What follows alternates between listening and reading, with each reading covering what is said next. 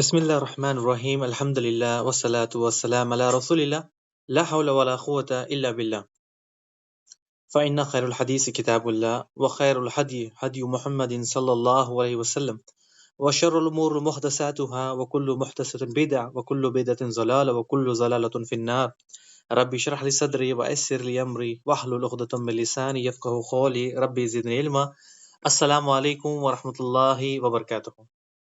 عزت دار بھائی، عزت دار بہنوں، پیارے بچوں، بزرگ، پیارے دوست، آپ سب کا استقبال ہے، ویلکم ہے ہمارے اس 3 ڈیز شارٹ کورس میں، جس کا نام ہے سفر سیرت نبی صلی اللہ علیہ وسلم، اور آج اس کا دوسرا دن ہے۔ پہلے سفر میں ہم نے پہلا جو حصہ لیا تھا کہ آپ صلی اللہ علیہ وسلم کا پیدا ہونے سے پہلے لے کر جوانی تک، اس میں ہم نے یہ پڑھا تھا کہ کل جو ابراہا کا ہم نے آپ کو سنایا تھا کہ کس طرح ابراہا کعبے کو گرانے آیا تھا اور خود کہیں کا نہیں رہا، یعنی خود اس کی موت آ گئی، یعنی یمن سے نکلا تھا اپنے ملک سے، لیکن وہاں پہنچنے سے پہلے وہ وہیں پر فوت ہو گیا، یعنی مکہ آیا، واپس جانے کے یمن سے پہلے وہ وہیں پر فوت ہو گیا۔ کل ایک بات نوٹ کرنی تھی کہ جو ابراہ تھا وہ تو بڑا گورنر تھا، یعنی بڑا آدمی تھا، لیکن اس کی جو موت ہے وہ بالکل چونٹی کی جیسی موت ہو گئی، یعنی اپنے گھر میں بھی داخل نہیں ہو سکا اور وہ وہیں پر مر گیا۔ تو یہ جو سال تھا، اس سال کو عام الفیل والا واقعہ، یعنی عام الفیل والا واقعہ بہت مشہور ہے، کیونکہ تاریخ میں جب پہلے لکھنے پڑھنے والے بہت کم لوگ تھے، اسی لیے اس کا جو رائٹنگ ہے، یہ جو عرب میں لکھا جاتا ہے، یعنی آج جو ہمارے پاس کیلنڈرز ہے، جس طرح سے نوٹس ہے فون میں، سب چیز اویلیبل ہے، لیکن اس وقت تو بہت کم ہی لکھنے پڑھنے والے تھے، بس وہ یاد رکھتے ہیں۔ تو یہ بہت بڑا واقعہ ہوا اور آگ کی طرح ہر جگہ یہ پھیلا۔ تو ہم نے اس واقعے کو بتایا، اس واقعے سے کتنے 50 یا 55 دن بعد آپ صلی اللہ علیہ وسلم کی ولادت ہوتی ہے، اور جب آپ پیدا ہوتے ہیں تو آپ کے والد نہیں ہوتے، یعنی پھر آپ کا نام دادا رکھتے ہیں محمد، لیکن آپ کی جو ماں تھی آمنہ، انہوں نے آپ کا نام احمد رکھا تھا۔ تو یہ آگے بڑھتے گیا سلسلہ، پھر ہم نے آپ کو بتایا تھا کہ پھر جس طرح عرب کا رواج ہے کہ وہ بچوں کو چھوڑتے ہیں صحرا میں، ڈیزرٹ میں، ولیج میں، تاکہ بچوں کی باڈی اسٹرانگ ہو اور وہ عربی لہجہ اچھے سے سیکھ لے۔ تو وہ دائی حلیمہ، جو حلیمہ سعدیہ کا ہم نے آپ کو بتایا تھا کہ 4 سال وہ انہی کے ساتھ تھے، پھر سینہ چاک کا واقعہ، پھر حلیمہ سعدیہ ان کو واپس کرتے اپنی ماں کو۔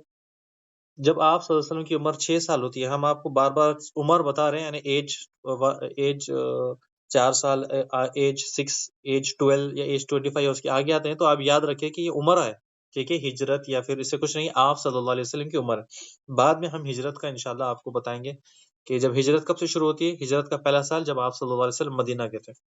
اب یہاں پر آپ صلی اللہ علیہ وسلم کی عمر 6 سال ہوتی ہے، تو جو ماں آمنہ ہے ان کو وہ لے کر جاتی ہے مدینہ اپنے باپ کی خبر کی زیارت کرنے کے لیے۔ جب وہ واپس آتی ہے تو راستے میں ابوا نامی جگہ پر ان کا وہ بیمار ہوتی ہے، وہیں پر انتقال ہو جاتا ہے۔ یہ ہم نے پچھلی بار پڑھ لیا تھا۔ پھر اس کے بعد جب وہ اپنے دادا کے حوالے کرتے ہیں، دادا ان سے بہت زیادہ پیار کرتے ہیں، اور دادا نے پھر ان کو اپنے ساتھ رکھا، اور دادا کے ساتھ رہتے رہتے عبد المطلب کا انتقال ہو جاتا ہے، جب آپ صلی اللہ علیہ وسلم کی عمر 8 سال ہوتی ہے، یعنی ایج 8 میں آپ کے ماں بھی نہیں ہے، باپ بھی نہیں، پہلے تو نہیں تھے، ماں بھی چلے گئے، اب دادا چلے گئے، اب آپ کے چاچا ابو طالب آپ کی کفالت کرتے ہیں، یعنی آپ ان کے ساتھ زندگی گزارتے ہیں۔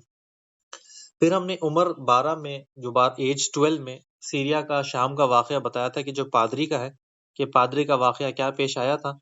اسی کے ساتھ پھر جب آپ صلی اللہ علیہ وسلم کو غلام دے کر ابو طالب واپس بھیج دیتے ہیں، جب آپ کی عمر 25 سال ہوتی ہے تو آپ یمن کی طرف جاتے ہیں، ختیجہ رضی اللہ تعالیٰ عنہ کا قافلہ، یعنی بڑا ان کا مال لے کر جاتے ہیں، وہاں سے بزنس کر کے وہاں سے واپس آتے ہیں، اور جب واپس آتے ہیں تو ڈھیر سارا منافع لے کر آتے ہیں، اور منافع کے ساتھ ساتھ جب پتہ چلتا ہے کہ آپ صلی اللہ علیہ وسلم کے بارے میں، تو ختیجہ رضی اللہ تعالیٰ عنہ نے اپنا نکاح کا پیغام بھیجتی ہے اور آپ سے نکاح ہو جاتا ہے۔ تو آپ کو بتایا کہ ختیجہ رضی اللہ تعالیٰ عنہ کی عمر کتنی تھی اس وقت میں؟ 40 سال، اور وہ آلریڈی میرڈ تھی، یعنی آپ ختیجہ رضی اللہ تعالیٰ عنہ کی جو عمر تھی، کوئی کہتا ہے کہ آپ شادی شدہ نہیں تھی، کوئی نہیں، لیکن زیادہ تر کہتے ہیں کہ ختیجہ رضی اللہ تعالیٰ عنہ میرڈ تھی۔ اب یہاں پر ایج کا بڑا ڈیفرنس ہے کہ آپ کی عمر، آپ صلی اللہ علیہ وسلم کی عمر 25 سال اور ان کی 40، لیکن یہ اللہ سبحانہ تعالیٰ کو منظور تھا، اللہ سبحانہ تعالیٰ نے یہی کیا تھا۔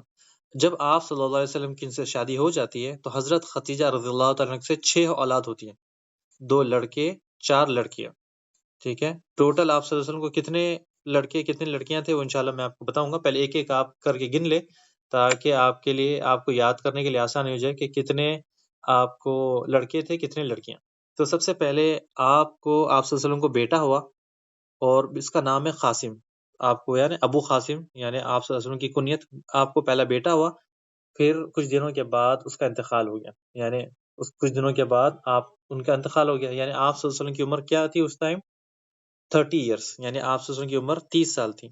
اچھا، اس کے بعد آپ صلی اللہ علیہ وسلم کو پھر اور 4 بیٹیاں ہوئے، اور 4 بیٹیاں 4 بیٹیوں کا نام آپ سب کو پتا ہوگا، زینب، رقیہ، ام کلثوم، فاطمہ رضی اللہ تعالیٰ عنہ۔ پھر ایک اور آپ کو دوسری بیوی سے بیٹا ہوا جو ماریہ خپتی، جن کا نام ہے ابراہیم اور کہیں طاہر بھی آتا ہے، تو یہ دوسری، یہ انشاءاللہ ہم وہ بعد میں لیں گے، بس آپ کو بس موٹا موٹا میں نے بتا دیا۔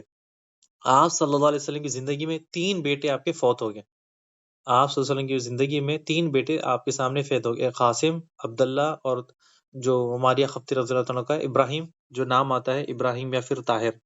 اچھا، یہ ان کا یہاں پر اولاد کا ذکر ہو گیا، یہ آگے بڑھتے ہیں، یعنی 3 بچے ان کے سامنے، 4 لڑکیوں سے آپ کی جو نسل تھی وہ آگے بڑھی، یعنی بیٹے اگر ہوتا تو پھر اس کو نبوت کا ملتا، نبوت کا سلسلہ چلتا، تو اللہ سبحانہ تعالیٰ نے یہاں سلسلہ روک دیا۔ جب آپ کی عمر 35 سال ہوئی، یعنی زندگی آگے بڑھتی گئی آگے بڑھتے گئی، جب ایک بہت بڑا واقعہ پیش آیا، جب آپ کی عمر 35 سال تھی، 35 سال میں ایک بہت بڑا سیلاب آیا مکہ میں، جس سے کافی کچھ نقصان ہوا، یعنی بہت سا نقصان ہوا، کعبے کو بھی بہت سا حصہ اس کا گر گیا۔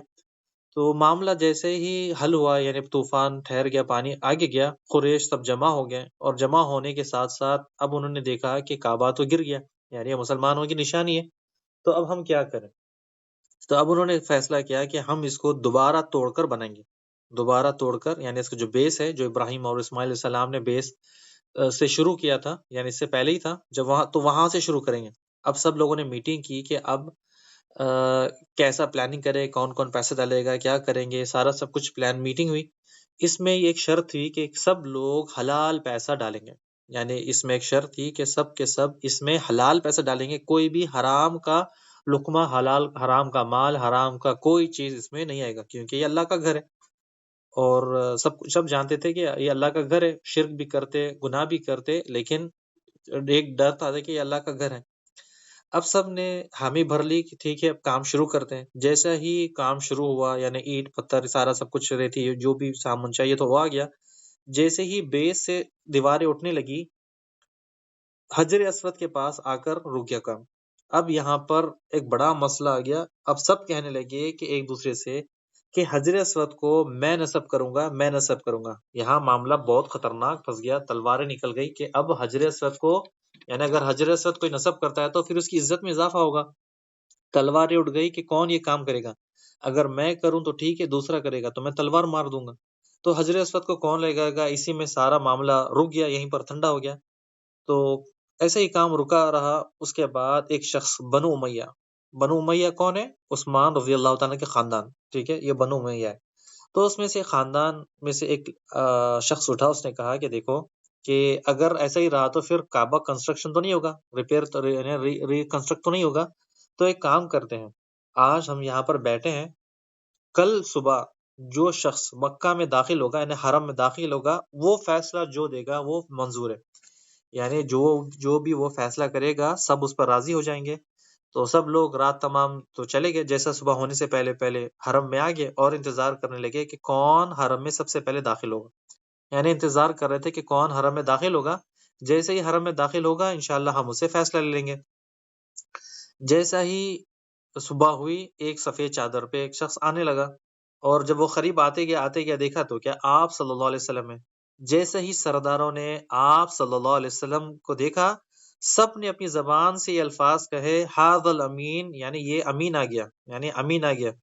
تو یہ سب لوگ گواہی دیتے ہیں کہ آپ صلی اللہ علیہ وسلم صادق، سچے، امین، امانت دار ہیں۔ یعنی دیکھیں آگے چل کے آپ کو پتا چلے گا کہ انہوں نے آپ صلی اللہ علیہ وسلم کو جادوگر، مجنون، طرح طرح کے الزام لگائے۔ تو اب یہ لوگوں نے یہ مسئلہ بتایا کہ دیکھیں حجر اسود کا مسئلہ ٹھہرا ہوا ہے کہ کون اس کو نصب کرے گا۔ آپ صلی اللہ علیہ وسلم نے سب سے بہترین فیصلہ دکھایا، کر کے بتایا. یعنی آپ صلی اللہ علیہ وسلم نے کہا کہ ایک چادر لاؤ، چادر بچھائی گئی، چادر کے بیچ میں حجر اسود کو رکھا گیا، اور اس کو کہا کہ سب لوگ چادر کا ایک ایک ایک ایک کونا سب سردار پکڑ لو. اور جب سرداروں نے چادر کے کونے پکڑ کر سب حجر اسود کو چادر کو اٹھایا، آپ صلی اللہ علیہ وسلم نے اسے پکڑا اور نصب کر دیا. یعنی وہ سمجھتے کہ انہوں نے لگایا، لیکن یہ آپ صلی اللہ علیہ وسلم نے نصب کیا. اللہ چاہتا تو اور کسی سے بھی کام لیتا، لیکن یہ آپ صلی اللہ علیہ وسلم سے لینا تھا. یعنی آپ صلی اللہ علیہ وسلم کو بھیجنا تھا، حرم میں صبح آنا تھا، آپ صلی اللہ علیہ وسلم یہاں پر آ کر یہ نصب کرتے. تو اب یہاں سب خوش ہو گئے، سب نے سمجھا کہ ہم نے لگایا، لیکن یہ لگایا آپ صلی اللہ علیہ وسلم نے. اور یہاں پر آپ صلی اللہ علیہ وسلم کا ٹیلنٹ بہت مشہور ہو گیا کہ آپ صلی اللہ علیہ وسلم نے حجر اسود کا معاملہ کلیئر کر دیا، رفع دفع کر دیا. یعنی بہت یہاں پر تو تلواریں نکل گئی تھیں کہ کون کس کا قتل کرے گا، لیکن یہاں پر سارا سب کچھ معاملہ ٹھیک ٹھاک ہو گیا. حجر اسود یعنی کعبے کا جو پتھر ہے، بلیک سٹون، امید ہے یہ آپ سب کو پتا ہوگا، لیکن اگر کسی کو پتا نہیں تو ہم بتا دیتے ہیں کہ جو حجر اسود ہے، یہ کالا پتھر، یہ جنت کا پتھر ہے، اور جبرائیل علیہ السلام نے اسے لے کر آیا تھا جی ابراہیم علیہ السلام کے لیے. ٹھیک ہے. اور یہ پہلے سفید تھا، لوگوں کے گناہ کھینچتے کھینچتے کھینچتے یہ کالا ہو گیا. قیامت کے دن یہ ہماری ریکارڈنگ دے گا، یعنی کون کون شخص حج کے لیے آیا تھا، عمرے کے لیے آیا تھا، اللہ سبحانہ تعالیٰ کو یہ پتھر گواہی دے گا. تو اگر کوئی بھائی عمرے کے لیے جاتا ہے، بہن عمرے کے لیے جاتی ہے، تو اس کو چھونا ٹھیک ہے، اگر نہیں چھو سکتا تو اشارہ کرنا ہے اللہ اکبر، یعنی بسم اللہ اللہ اکبر کر کر اشارہ کرنا ہے بس. آگے آتے ہیں. یہاں تک تو آپ صلی اللہ علیہ وسلم کی عمر 35 سال ہو گئی، اور آپ صلی اللہ علیہ وسلم کے نیچر کے بارے میں جانتے ہیں کہ آپ صلی اللہ علیہ وسلم کا نیچر کیا تھا. تو آپ کو سب کو پتا ہے کہ زید آپ صلی اللہ علیہ وسلم کے غلام ہے، یعنی آزاد بعد میں آزاد ہو، لیکن ابھی تو آپ صلی اللہ علیہ وسلم کے غلام ہے. زید بن حارثہ آپ صلی اللہ علیہ وسلم کے غلام تھے. تھوڑا آپ کو ان کے بارے میں بتاتے ہیں کہ اس واقعے میں آپ کو پتا چل جائے گا کہ آپ صلی اللہ علیہ وسلم کتنے رحم دل تھے، کتنے ان کے اچھے اخلاق تھے، کتنی وہ محبت کرتے سب سے، اور کتنی اچھی دوستی، کتنی سخاوت، یعنی غلام کے ساتھ کیسا برتاؤ کرتے، یہ آپ کو بتاتے. زید بن حارثہ یمن کے تھے، یعنی یمن کے تھے، وہ یمن سے یہاں پر آ گئے تھے. وہ کیسا ہے کہ وہ جب چھوٹے بچے تھے تو اپنے گھر والوں کے ساتھ، یعنی ماں باپ کے ساتھ، وہ سفر کے لیے نکلے تھے. یعنی ان کی عمر تقریباً آپ لگا لے 6-8 سال یا 10 سال کے نیچے ہی ہوگی، یہ اتنی نیچے ہوگی. ایک سفر کے لیے وہ جب نکلے اپنے ماں باپ کے ساتھ، تو ایک جگہ پڑاؤ ڈالا، اپنا ٹینٹ خیمہ پڑاؤ ڈالا تھا. اور جیسا ہی خیمہ ڈالا، یعنی ماں باپ یعنی کچھ کام میں بزی تھے، تو یہ باہر نکلے اور ایک قافلہ آیا، ان کو کڈنیپ کر دیا اور لے کر چلا گیا. یعنی اغوا جس کو کہتے ہیں، وہ ان کو کڈنیپ کیا اور لے کر چلا گیا. جیسے ہی زید کو گیا، یعنی زید تعالیٰ عنہ کو، یعنی زید بن حارثہ کو، ان کو کڈنیپ کر لیا اور لے کر چلا گیا. کچھ دن اپنے ساتھ غلام بنا کر رکھا اس نے. اس کے بعد کچھ دن کے بعد ان کو بازار میں سیل کر دیا. اب جس کو انہوں نے سیل کیا، یہ ختیجہ رضی اللہ تعالیٰ عنہ کے رشتہ دار تھے. یعنی ختیجہ رضی اللہ عنہ کے رشتہ دار تھے. ختیجہ رضی اللہ تعالیٰ عنہ ایک بار اپنے رشتہ داروں سے گھر سے ملنے گئی، یعنی یہ شادی سے پہلے کا واقعہ ہے. جب اپنے گھر ملنے گئی تھی اپنے رشتہ داروں کے پاس، تو یعنی ان کے رشتہ دار تو بہت خوش تھے، تو ملنے جب گئے تو ان کو کچھ نہ کچھ تحفہ دینا تھا. تو انہوں نے کہا کہ دیکھو کہ آپ کو یہ میرے پاس اتنے لڑکے غلام، آپ کو کوئی بھی چاہیے تو لے لو. تو ختیجہ رضی اللہ عنہ زید بن حارثہ کو ان کو چوز کرتی ہیں اور لے کر گھر آ جاتی ہیں، یعنی گفٹ کے طور پر رکھ لیتی ہیں. جب آپ صلی اللہ علیہ وسلم کی جب نکاح ہوتا ہے، آپ صلی اللہ علیہ وسلم ان کو مہر دیتے ہیں خدیجہ رضی اللہ عنہ کو، تو آپ صلی اللہ علیہ وسلم کو گفٹ میں یہ زید بن حارثہ دیتے ہیں. یعنی ختیجہ رضی اللہ عنہ کہتے ہیں کہ یہ دیکھیں کہ میں آپ کو یہ تحفہ دیتی ہوں، آپ اس کو، یہ آپ کا غلام ہے، آپ اس کو چھوٹے موٹے کام جو بھی کام ہے آپ ان کے ساتھ ان سے کروا لیں، اور یہ انہی کے گھر میں رہتے ہیں. ختیجہ رضی اللہ عنہ نے ان کو گفٹ تو دے دیا، لیکن یہ آپ صلی اللہ علیہ وسلم کے ساتھ غلام کی زندگی گزارتے ہیں. اب یہ آپ صلی اللہ علیہ وسلم جب سفر پر جاتے تو زید بن حارثہ کو لے جاتے ہیں، یعنی کچھ بھی کام ہوتا تو ان سے کرواتے، یعنی کچھ بھی بات چیت یا سب سے ان کے سامنے. اگر سفر بھی کریں تو زید ساتھ ہیں، کسی سے بات چیت کریں تو زید ساتھ ہے، یعنی سب کچھ زید وہ دیکھ رہے ہیں، یعنی کم عمر میں. آپ کو جس طرح بتایا کہ یمن سے یہ زید بن حارثہ یمن سے تھے، ان کو کڈنیپ کر لیا تھا. تو حج کے لیے یمن سے کچھ قافلہ آتا ہے، اور قافلہ آتے ہی زید کو دیکھ لیتے ہیں اور پہچان لیتے ہیں، اور زید سے گلے ملتے ہیں کہ زید تم یہاں پر کیسے، یعنی تم یہاں پر کیسے؟ ہم نے سمجھا کہ تمہیں کوئی بھیڑیا کھا گیا، کسی مار ڈالا، کسی نے قتل کر دیا. تمہارا باپ جو حارثہ ہے وہ بہت روتا ہے، بہت شیر کرتا ہے، تمہیں بہت یاد کرتا ہے. تو زید کہنے لگے دیکھیں میں تو یہاں پر غلام ہوں، کس کے پاس ہے؟ تو میں محمد صلی اللہ علیہ وسلم کے پاس میں غلام ہوں۔ جیسا ہی یہ لوگ حج کر واپس گئے، یعنی حج ختم کر لیا، حج ختم کرنے کے بعد جب واپس ہوئے، قافلہ یعنی یمن چلا گیا، تو حارثہ یعنی زید بن حارثہ، زید یعنی ان کے باپ ہے حارثہ، ان کو بتایا کہ زید زندہ ہے، اور زید جو قریش قبیلہ ہے ان کے گھر، ان کے پاس ایک محمد ہے گھر، نامی محمد کا گھر ہے ان کے گھر میں۔ تو ان کے باپ بہت خوش ہوتے ہیں، بھائی بیٹے سب خوش، یعنی ان کے بھائی اور زید کے والد خوش ہو جاتے ہیں کہ اب یعنی ہمیں تو پتا چل گیا کہ ہمارا بیٹا زندہ ہے اور ہم اب اس کو لے کر آئیں گے۔ یہاں پر زید کے جو والد ہیں اپنے بھائیوں، ان کے بیٹوں کو بلاتے ہیں کہ اب جاتے ہیں ہم آپ صلی اللہ علیہ وسلم کے پاس اور ان سے میٹنگ کرتے ہیں، ان سے بات چیت کرتے ہیں اور زید کو لے کر آ جاتے ہیں۔ اب یہ ان کی پلان تھی کہ کچھ بھی ہو کہ زید کو ہم لے کر آئیں گے، یعنی ایک ہمارا فیملی ممبر بھی ہے اور زید کو لانا بھی ہے، اور اماؤنٹ کچھ بھی ہو، یعنی اگر ہم جتنا افورڈ کر سکتے ہیں، جتنا ہمارے پاس مال استطاعت ہے، انشاءاللہ ہم وہ جمع کر لے جائیں گے، اس کے بعد زید کو لے کر آ جائیں گے۔ پتہ کر جب مکہ میں آ گئے یہ لوگ یمن سے، پتہ کیا کہ محمد صلی اللہ علیہ وسلم کا گھر کون سا ہے، یعنی آپ صلی اللہ علیہ وسلم تو تھوڑے فیمس تھے، تو آپ صلی اللہ علیہ وسلم کے پاس گھر آئے، کہا کہ زید میرا بیٹا ہے اور میں اس طرح سے اس کو میں لینے کے لیے آیا ہوں۔ تو آپ صلی اللہ علیہ وسلم نے کہا کہ ٹھیک ہے آپ لوگ بیٹھ جائیں، زید ابھی کچھ کام کے لیے باہر گیا ہے، کہ جب وہ آ جائے اور آپ کو پہچان لے، یعنی آپ کچھ نہیں کہنا، اگر وہ آپ کو پہچان لے تو ٹھیک ہے، اس کے بعد آپ اس کو لے جا سکتے ہو، یعنی وہ باہر ہے۔ آپ صلی اللہ علیہ وسلم نے انہیں شرطیں رکھی، یعنی ان کو آپشن دیا کہ دیکھو دو شرطیں، شرطوں میں سے یعنی دو چیزیں، کہ سب سے پہلے زید تمہارے ساتھ جانا چاہتا ہے تو میں اسے جانے دوں گا بنا، ٹھیک ہے آپ کہتے ہو کہ یعنی انہوں نے کہا کہ ہم جو پیسے ہم دے دیں گے، آپ صلی اللہ علیہ وسلم نے کہا کہ پیسے میں تم مجھے نہیں، میں تمہیں دوں گا، تم اسے اگر وہ جانے کی خواہش رکھتا ہے تو میں اسے آزاد کر دوں گا، اور اگر وہ نہیں جانا چاہتا تو آپ اسے زبردستی نہیں لے جا سکتے۔ تو یہ ایگری ہو گئے، یعنی جو زید رضی اللہ تعالیٰ عنہ کے والد بھائی جو تھے وہ ایگری ہو گئے۔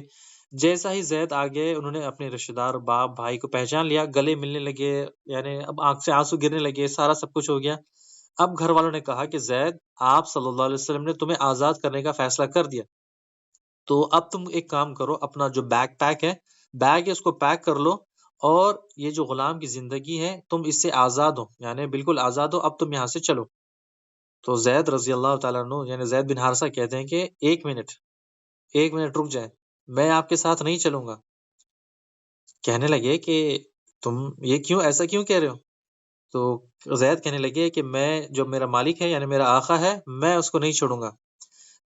آپ کی محبت یعنی آپ کی محبت مجھ سے زیادہ ہے، یعنی آپ کی میں اولاد ہوں، آپ یعنی آپ میں گم گیا تھا، یعنی مس ہو گیا تھا، آپ مجھے تلاش کر رہے تھے، لیکن میں آپ کے ساتھ نہیں جا پاؤں گا۔ تو زید کے والد نے کہا کہ حارثہ نے کہا کہ آج سے تم آزاد ہو، غلامی کی زندگی کیسے پسند کرو گے؟ یعنی تم اپنے ماں کو چھوڑ دو گے، باپ کو چھوڑ دو گے، گھر والوں کو چھوڑ دو گے، یعنی ایک مالک کی خاطر تم ہم سب کو چھوڑ دو گے، یعنی گھر کو قربان کر دو گے، یعنی۔ تو زید رضی اللہ تعالیٰ نے کہا کہ ابو آپ یہاں سے چلے جائے، آپ نہیں جانتے کہ اس آدمی یعنی جو شخص کے ساتھ میں رہتا ہوں، یعنی میں اس کے ساتھ سفر کرتا ہوں، اس کے ساتھ رہتا ہوں، اور میں گواہی دیتا ہوں کہ میں نے اس آدمی میں وہ خوبیاں دیکھی ہے، اللہ کی قسم آپ سب کو میں اس کے اوپر قربان کر دوں گا۔ یعنی یہ نبی بننے سے پہلے دیکھیں کیا کہہ رہے ہیں زید، کہتے ہیں کہ آپ کے لیے یعنی اس آدمی شخص کے لیے، رسول اللہ صلی اللہ علیہ وسلم کے لیے، آپ میری ماں باپ میں سب کو قربان کر دوں گا، لیکن میں اس کو نہیں چھوڑوں گا۔ یہ بات سنتے ہی ان کے کان کھڑے ہو گئے، یعنی یہ کیا معاملات کر دیا تم نے، یہ کیا کہہ دیا بیٹا، یعنی ایک عجیب ہے، یعنی غلامی کی زندگی تم پسند کرتے، یعنی آزادی اور غلامی میں دونوں میں فرق ہے۔ ایک غلام، تم غلام تھے اب آزاد ہو، اب تمہارے مالک نے آزاد کرنے کا فیصلہ کر دیا، اب تم چل سکتے ہو، لیکن تم غلامی پسند کرتے ہو۔ زید کہتے ہیں کہ اس کی جو خوبیاں ہیں، اس شخص کی خوبیاں ہیں، اس کی خوبیوں کے اوپر اللہ کی قسم میں آپ سب کو قربان کر سکتا ہوں۔ تو زید کے جو باپ ہے انہوں نے کہا کہ ٹھیک ہے، تم اتنے خوش ہو ان کے ساتھ، یعنی اتنے خوشی تمہیں، تو ٹھیک ہے، تو تم یہیں پر خوش رہو، لیکن یعنی ایک خوشی بھی ہے اور بیٹے کا دکھ بھی ہے، تو وہ آنسو لے کر وہاں سے واپس یمن کی طرف چلے جاتے ہیں۔ یہاں آپ کے سامنے آپ صلی اللہ علیہ وسلم کا اخلاق پیش ہو کہ آپ صلی اللہ علیہ وسلم کیسے تھے، یعنی آپ وہ آدمی جو اسکول بھی نہیں گیا، مدرسہ بھی نہیں گیا، لیکن اس کے ایسے اخلاق نہ کسی باپ نے سکھایا، نہ کسی ماں نے سکھایا، نہ کوئی دادا نہیں تھا، یعنی کوئی ٹیچر بھی نہیں تھا، کیا کرتے تھے؟ بکریاں چلاتے تھے. لیکن یہ جو سب کچھ اللہ سبحانہ وتعالیٰ نے کیا، یعنی اللہ سبحانہ وتعالیٰ نے بچپن سے آپ کو تیار کیا، خوشی میں ہو یا غم میں ہو. رسول اللہ صلی اللہ علیہ وسلم ہمارے لیے نمونہ، ہمارے لیے ہیرو، ہمارے لیے آئیڈل، ہر چیز ہے ہمارے لیے. تو ہمیں کیا کرنا ہے؟ ہمیں آپ صلی اللہ علیہ وسلم کی اطاعت کرنا ہے. اللہ سبحانہ وتعالیٰ قرآن مجید میں فرماتا ہے کہ تم اللہ اس کے رسول کی اطاعت کرو. یہاں پر دیکھیں کہ اسلام قبول کرنا یعنی نبوت سے پہلے کیا معاملات ہیں. تو کوئی اگر ایسا کہہ سکتا ہے کہ میں نے آپ صلی اللہ علیہ وسلم کو ٹرین کیا، یعنی اللہ نے کسی کو رکھا ہی نہیں، یعنی اللہ سبحانہ وتعالیٰ نے آپ کی تربیت کی. پھر لوگ کہتے ہیں کہ آپ صلی اللہ علیہ وسلم کے پاس تو ماں باپ نہیں تھے، یہ سارا سب کچھ، تو ہم کیسے دین پہ عمل کریں؟ یعنی ہمارے بھی ماں باپ نہیں ہے، ہم بھی بچپن سے اناتھ ہیں، بوجھ ذمہ داری دین کا کام کیسے کریں؟ یعنی کام کرے یا دین دیکھے، دین پہ عمل کرے، نماز کیسے پڑھے؟ یہاں پر دیکھے آپ صلی اللہ علیہ وسلم کی آزمائش ماں کی پیٹ سے شروع ہو گئی. یعنی پہلے باپ کو چھین لیا، پھر ماں، اللہ سبحانہ وتعالیٰ نے ماں کو چھین لیا، پھر دادا کو چھین لیا. لیکن آپ صلی اللہ علیہ وسلم یہاں پر رکے نہیں رکے. جب آپ کے چاچا نے ذمہ داری لی تھی، ابو طالب، تو ابو طالب بھی بہت زیادہ آپ سے پیار کرتے. یعنی ابو طالب کو اور بھی بیٹے تھے، یعنی ان کی انکم بہت تھی، یعنی بیٹے زیادہ تھے اور انکم کم تھی. یعنی تجارت بھی بس چھوٹی موٹی کچھ کر لیا. اور آپ صلی اللہ علیہ وسلم ایک یعنی بوجھ کے جیسا تھے، ان کے پاس بوجھ تھے. تو یہ آپ صلی اللہ علیہ وسلم نے کیا تھا کہ گھر کے ماحول حالات پہلے سے ان کو پتا تھے. تو جب آپ صلی اللہ علیہ وسلم کی شادی خدیجہ رضی اللہ تعالیٰ عنہ سے ہوئی، تو آپ نے علی رضی اللہ تعالیٰ عنہ کو اپنے ساتھ لے لیا. یعنی چاچا ہے، یعنی آپ صلی اللہ علیہ وسلم کے چاچا کا بیٹا، یعنی میرا بھائی رشتہ داری ہے. تو آپ صلی اللہ علیہ وسلم نے علی رضی اللہ عنہ کو اپنے گھر میں لے لیا تاکہ میرے چاچا کا بوجھ کم ہو جائے. یعنی یہ پیار محبت تھی کہ آپ صلی اللہ علیہ وسلم کو بڑا کیا، سب کچھ کیا، تو آپ صلی اللہ علیہ وسلم نے ریٹرن تو کچھ نہیں کر سکتے، لیکن ایک ان کے اوپر یہ کیا کہ ان کا بوجھ کم کرنے کے لیے علی رضی اللہ تعالیٰ کو اپنے ساتھ رکھ لیا. تو لیکن یہ تھا کہ علی رضی اللہ تعالیٰ کو اپنے ساتھ رکھا، لیکن ابو طالب بھی آپ سے اپنے بیٹوں سے جیسا پیار، یعنی اپنے بیٹوں سے بڑھ کر پیار کرتے. اب یہاں خدیجہ رضی اللہ تعالیٰ مکہ کی مالدار عورتوں میں سے تھی کہ آپ کو خدیجہ رضی اللہ تعالیٰ یعنی خدیجہ رضی اللہ سے آپ سے بہت محبت تھی. یہ ہم نے پچھلی بار سن لیا کہ خدیجہ رضی اللہ سے نکاح کا معاملہ، کہ جب آپ خدیجہ رضی اللہ تعالیٰ جب تک خدیجہ رضی اللہ تعالیٰ آپ کی زندگی میں تھے، آپ نے دوسرا نکاح نہیں کیا.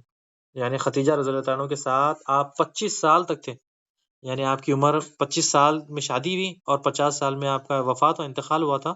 انشاءاللہ ہم آگے بتائیں گے. لیکن یہاں تک آپ نے کبھی دوسری شادی نہیں کی.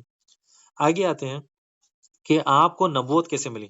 یعنی جب آپ کی عمر 40 سال ہو گئی، نبوت ملنے سے 6 ماہ پہلے آپ کو خواب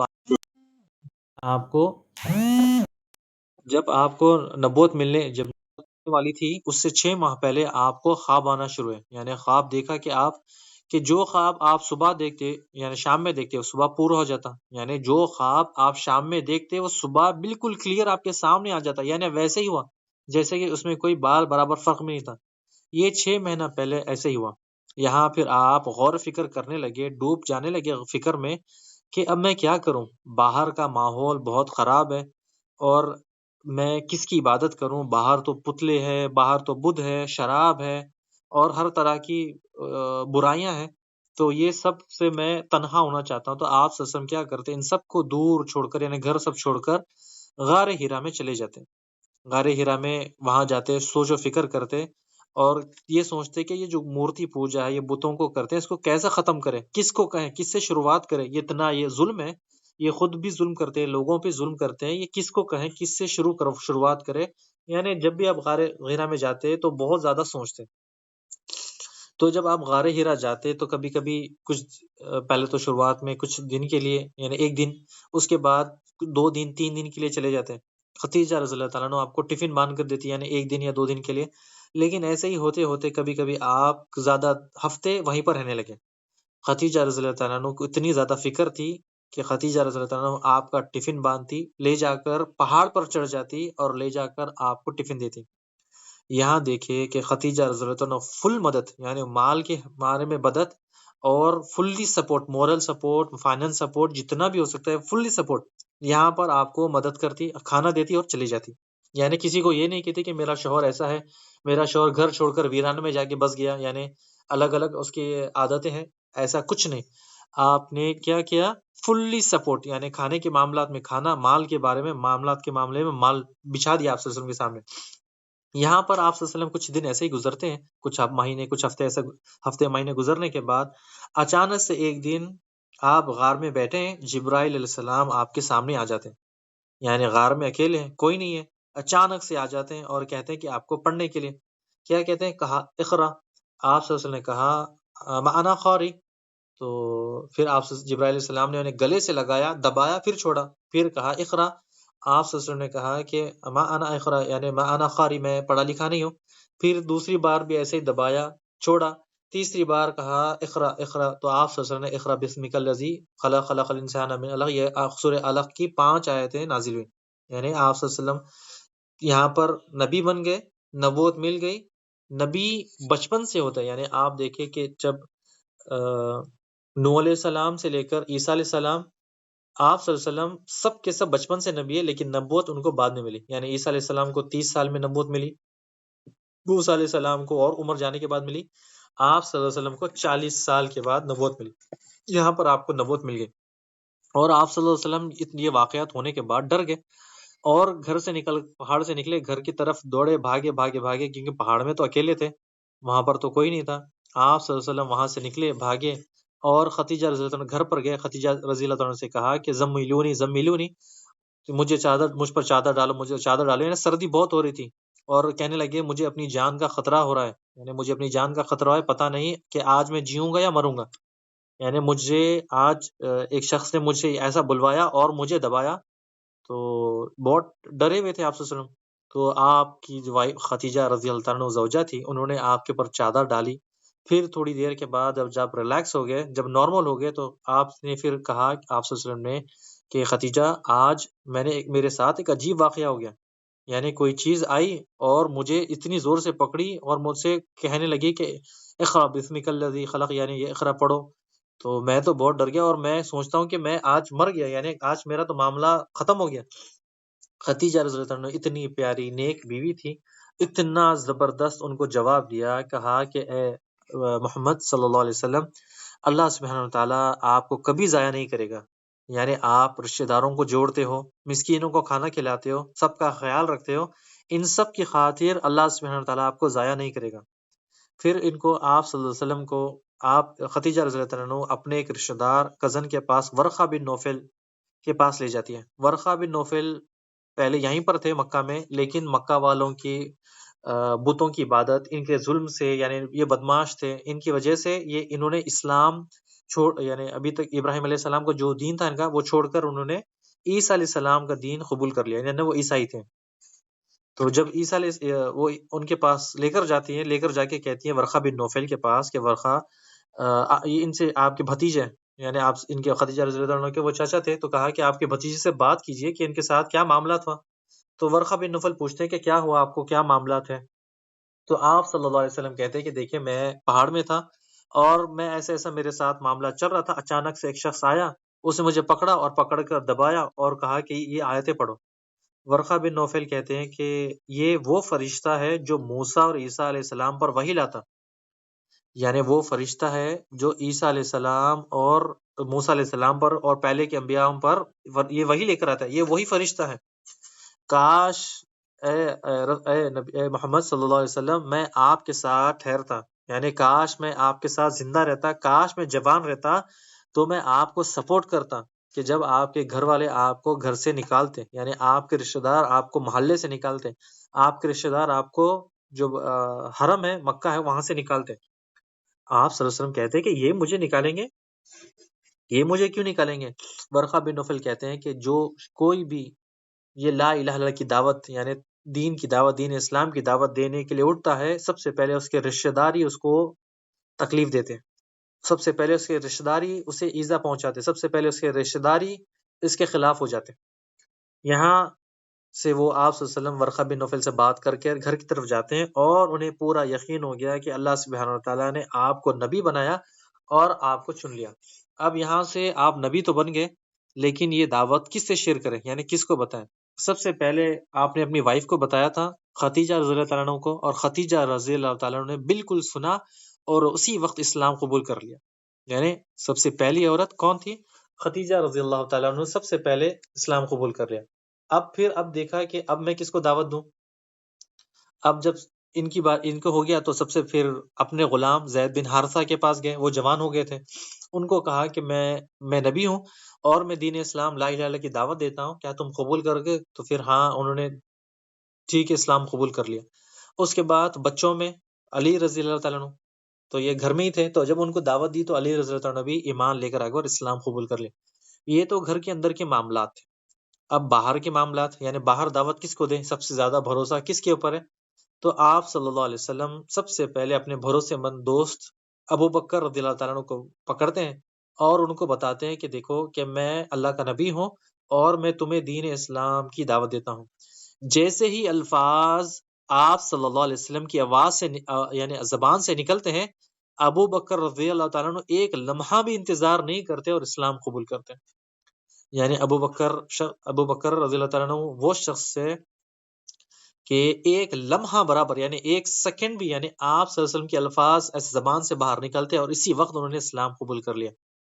تو یہ اسلام یعنی ابھی گھر میں پہنچا اور خاص لوگوں میں یعنی ابو بکر رضی اللہ عنہ کو یہاں تک پہنچ گیا۔ اب آہستہ آہستہ لوگوں میں بات پھیلنے لگی اور لوگوں نے کمنٹس کرنا شروع کر دیا کہ یہ کوئی نبی ابھی ایسا نہیں ہوتا کہ یہ پہاڑوں پر جاتے ہیں، شاید ان کے اوپر جن آ گیا یا بھوت آ گیا، اس طرح سے ہو گیا، ایسے کچھ نہیں ہوتا۔ تو یہ وہی کا سلسلہ، ایسا کچھ نہیں ہے۔ لیکن اللہ سبحانہ وتعالیٰ نے آپ صلی اللہ علیہ وسلم پھر وہی دوسری وہی نازل کی سورہ مدثر کی، یا ایھا المدثر، اے چادر اوڑھ کے سونے والے اٹھ جاؤ، اللہ کی عبادت کرو اور اللہ سبحانہ وتعالیٰ تمہیں بہت بڑی ذمہ داری دینے والا ہے دین کے حوالے سے۔ تو اب یہ دیکھیں کہ لوگ اسی بیچ میں آپ کو مجنون ابھی سے کہنے لگے کہ پہاڑوں میں جاتے ہیں، پہاڑوں میں رہتے ہیں، بستے ہیں، تو شاید ہو سکتا ہے وہاں کسی نے جن پکڑ لیا۔ لیکن اللہ سبحانہ وتعالیٰ قرآن مجید میں فرماتا ہے کہ آپ مجنون نہیں، آپ پاگل نہیں، آپ کو ہم بہت بڑی ریسپانسبلٹی یعنی بہت بڑی ذمہ داری دینے، پوری دنیا کی ہدایت کی، یعنی پوری دنیا کی ہدایت کی آپ کو ذمہ داری دینے والے ہیں۔ اب یہاں تک لوگ مذاق اڑانے لگے کہ آپ کو طرح طرح کے کمنٹس پاس کرنے لگے، لیکن اس کا جواب اللہ سبحانہ وتعالیٰ قرآن کے ذریعے نازل کرتا ہے۔ اسی طرح جب آپ کی عمر 43 ایئرس ہو گئی، یعنی ایج 43 ایئرس ہو گئی، تو آپ نے وہ کہتے ہیں کہ چپکے لیکن یہ چپکے نہیں، انفرادی دعوت، یعنی جن پر بھروسہ ہے ان کو تھوڑی تھوڑی دعوت دیتے، یعنی 3 سال تک انفرادی دعوت، ایک ایک کر کے جن پر یقین ہوتا، جن پہ بھروسہ ہوتا، تو ان کو ایک ایک کر کے دعوت دیتے۔ تو ان میں سے دعوت دینے کے ساتھ ساتھ یعنی آپ صلی اللہ علیہ وسلم تو ایک ایک دعوت دیتے، لیکن یہاں پر ابو بکر رضی اللہ عنہ کا کام سٹارٹ ہوا۔ یعنی ابو بکر رضی اللہ عنہ دین اسلام قبول کیا، خاموش نہیں بیٹھے، وہ سب سے پہلے کہ عثمان رضی اللہ عنہ کے پاس ان کو دعوت دی، سعد بن ابی وقاص، طلحہ ابن اور عبد الرحمن بن عوف اور زبیر بن عوام اور بلال ابن رباح، سعد بن زید اور ابو عبیدہ بن جراح، یہ سارے کے سارے اسلام قبول کر دیے۔ اور یہ کہاں سے کر رہے ہیں؟ یہ آپ صلی اللہ علیہ وسلم کے تھرو نہیں، ابو بکر رضی اللہ عنہ کے تھرو یہ اسلام قبول کر رہے ہیں۔ یعنی آگے چل رہا ہے کہ آپ صلی اللہ علیہ وسلم کا مشن یہاں رکا نہیں، ابو بکر رضی اللہ عنہ اس کو آگے سے لیڈ کر رہے ہیں، یعنی آگے بڑھا رہے ہیں۔ اب یہاں پر دیکھیں 5 عشرہ مبشرہ جو اسلام قبول کر لیا انہوں نے، یعنی آگے بڑھ گئے۔ اب اللہ سبحانہ وتعالیٰ کا آرڈر ہوتا ہے کہ آپ اپنے رشتہ داروں کو دعوت دیں، یعنی آپ اپنے گھر والوں کو، رشتہ داروں کو دعوت دیں۔ آپ کی عمر جب 43 ایئرس ہوئی تو آپ نے اپنے رشتہ داروں کو دعوت دی، کہا کہ علی رضی اللہ عنہ کے کھانے کا انتظام کرو، کہ ہم کھانے کا انتظام کر کے لوگوں کو بلائیں گے گھر پر۔ تو جیسے ہی لوگ گھر پر آئے، کھانا کھانا، جو بھی کھانا کھایا، کھانا ختم کیا، آپ صلی اللہ علیہ وسلم ٹھہرے، ابو لہب نے آپ کو پیچھے سے ٹوک دیا کہ مجھے پتا ہے کہ تم یہ بات کرو گے، ایسا کرو گے، تو انہوں نے بہت ٹوک دیا۔ لیکن آپ نے یہاں ان کو سب کو دعوت دی، یعنی 2 بار کھانا کھلایا تھا، یہ تو میں دوسری بار کے لیے کہہ رہا ہوں کہ یہاں پر ابو لہب روکنے کے بعد بھی آپ صلی اللہ علیہ وسلم نے ان سب کو توحید کی دعوت دی، کہا کہ میں نبی ہوں، اللہ سبحانہ وتعالیٰ نے مجھے بھیجا ہے لوگوں کی ہدایت کے لیے۔ مجھے قسم ہے اللہ کی کہ تم لوگ جب مر جاؤ گے، جیسے سوتے ہو ویسے تم لوگ مر جاؤ گے، سو جاؤ گے، اس کے بعد دوبارہ اٹھاؤ جاؤ گے۔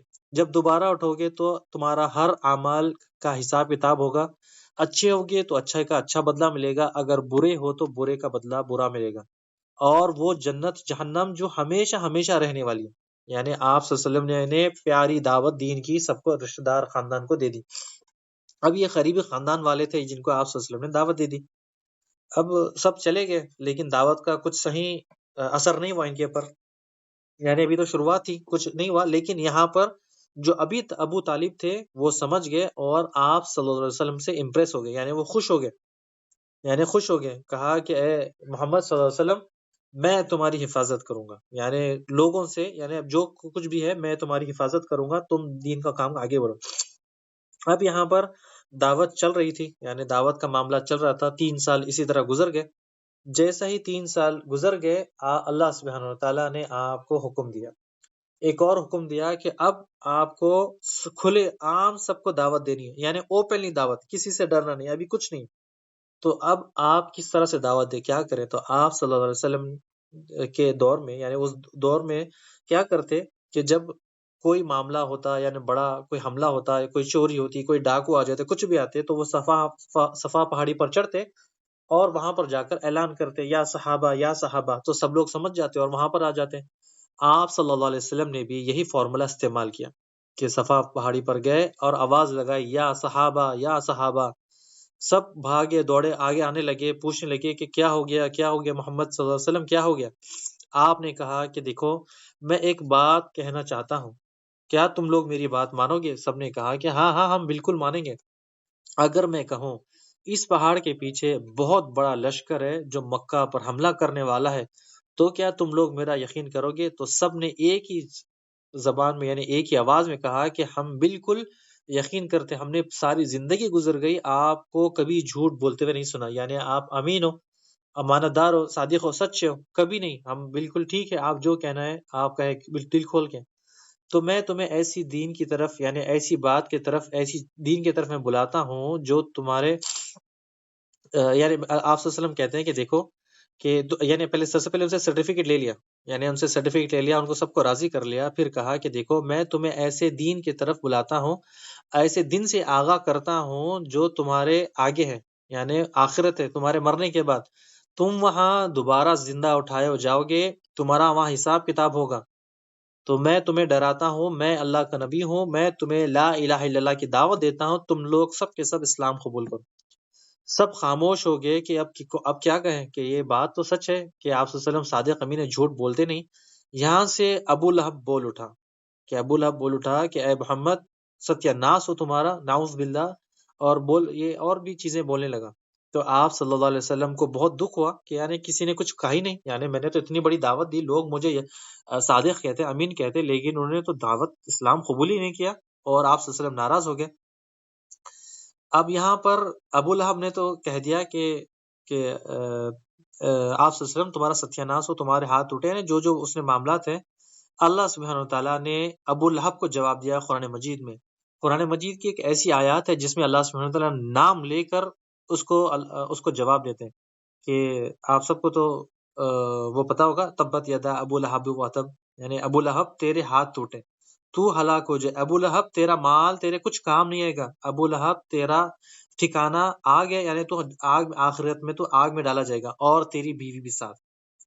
اب جیسے ہی یہ وحی نازل ہوتی ہے، یعنی یہ وحی نازل ہوتی ہے، تو ابو لہب کی بیوی تو بہت غصے میں آ جاتی ہے، غصے میں آ جاتی ہے، اور ایک پتھر اٹھا لیتی ہے کہ جہاں پر محمد ملے گا، یعنی محمد کو کیا کہتے ہیں، مزمم، مزمم کو ڈھونڈتی ہے، کہ سب کو پوچھتی ہے کہ مزمم کہاں پر ہے، یعنی آپ صلی اللہ علیہ وسلم کا نام وہ بدل دیتے ہیں، مزمم، یعنی آپ صلی اللہ علیہ وسلم کو گالی نہیں دیتے، مزمم کو گالی دیتے ہیں۔ جب آپ صلی اللہ علیہ وسلم کہتے ہیں کہ آپ کو گالی دیتے ہیں، وہ آپ صلی اللہ علیہ وسلم کہتے ہیں کہ وہ مجھے گالی نہیں دیتی، کوئی مزمم کو گالی دیتے ہیں، میرا نام تو محمد ہے، میرے دادا نے میرا نام تو محمد رکھا، لیکن یہ کسی مزمم کو گالی دیتے ہیں۔ اب ابو لہب کی جو بیوی تھی وہ بہت غصے میں ایک پتھر لے کر ڈھونڈ رہی تھی کہ جہاں پر آپ صلی اللہ علیہ وسلم ملیں گے میں پتھر ماروں گی، کیونکہ میرے شوہر کے خلاف قرآن میں آیا تھا، یعنی میرے شوہر کے ہاتھ ٹوٹے، یعنی بہت بڑی عورت، ہاشم گھرانے کی عورت تھی، اور اس طرح سے وہ حرکت کر رہی تھی۔ تو مکہ کے قریب، کعبے کے قریب ابو بکر رضی اللہ عنہ کو مل لیتی ہے، ابو بکر رضی اللہ عنہ اٹھ کے کھڑے ہو جاتے ہیں، کہ کہتے ہیں کہ اللہ کے رسول یہ آپ کے لیے آ رہی ہے، یہ آپ کے لیے آ رہی ہے۔ ابو بکر رضی اللہ عنہ سے پوچھتی ہے کہ مزمم کہاں پر ہے، اینا مزمم، مزمم کہاں پر ہے؟ ابو بکر رضی اللہ عنہ سے کچھ جواب نہیں، یعنی کچھ ہلکا پھلکا کچھ نہیں دیتی۔ تو میں نے سنا ہے کہ اس نے ایک قرآن کی آیت پڑھی کہ میرے شوہر کے ہاتھ پاؤں ٹوٹے، تو میں اسے مارنے کے لیے ڈھونڈ رہی ہوں، لیکن وہ مجھے مل نہیں رہے، تو وہ وہاں سے چلے جاتی ہے۔ آپ ابو بکر کہتے ہیں کہ اللہ کے رسول صلی اللہ علیہ وسلم آپ تو میرے بغل میں تھے، لیکن اس نے آپ کو دیکھا نہیں، کیوں؟ آپ کہتے ہیں کہ اللہ سبحانہ وتعالیٰ نے اسے اندھا کر دیا، یعنی اللہ سبحانہ وتعالیٰ نے اسے کچھ دکھایا نہیں، اس کی آنکھیں چھین لی تھی تھوڑی دیر کے لیے۔ یہاں سے ابو جہل آپ کے پیچھے پڑ جاتا ہے اور اس کی بیوی، یعنی بالکل آپ کے پیچھے پیچھے چلے جاتے ہیں۔ یا آپ کو پتا ہے کہ جب آپ صلی اللہ علیہ وسلم کا گھر میں کچھ پکوان ہوتا ہے یا کچھ کام ہوتا ہے، کچھ کرتے ہیں، چھت کھلی ہوتی تو اوپر سے کچرا پھینکنا، پانی پھینکنا، یہ بالکل پڑوسی تھے۔ یعنی آپ جب آپ صلی اللہ علیہ وسلم تہجد کے وقت باہر نکلتے، یعنی فجر کے وقت باہر نکلتے، کچھ بھی نکلتے، تو یہ ابو لہب کی بیوی کانٹے جاتی، کانٹے توڑ کر لاتی اور آپ کی راہ میں ڈال دیتی تاکہ آپ کو چلنے میں تکلیف ہو، آپ کو کانٹے چبھ جائیں۔ حتیٰ کہ آپ کی پڑوسی تھی، آپ کے رشتہ دار، قریش گھرانہ، قریش آپ کا چاچا چاچی تھے یہ، لیکن آپ کے دشمن تھے۔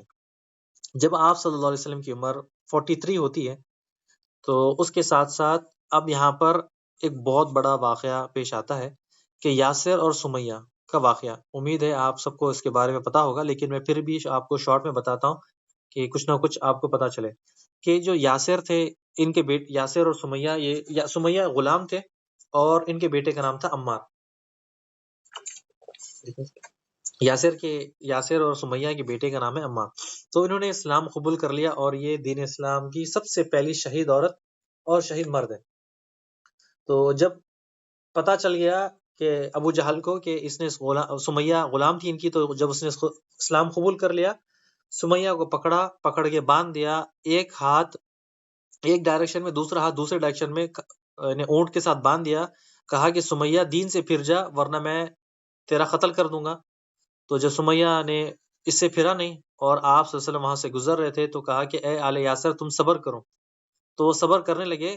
صبر کرنے کے ساتھ ساتھ ابو جہل نے ایک تیر نکالا اور سمیہ کی شرمگاہ پہ مارا، اور سمیہ اونٹوں کو مختلف جانب میں دوڑا، یعنی لیفٹ میں رائٹ میں دوڑایا، اور ایک جگہ تھا پیٹ میں، ایک جگہ تھا شرمگاہ پہ، تیر مارا اور وہ 2 ٹکڑے ہو گئی آپ صلی اللہ علیہ وسلم کے سامنے، لیکن پھر بھی دین اسلام نہیں چھوڑا، سبحان اللہ۔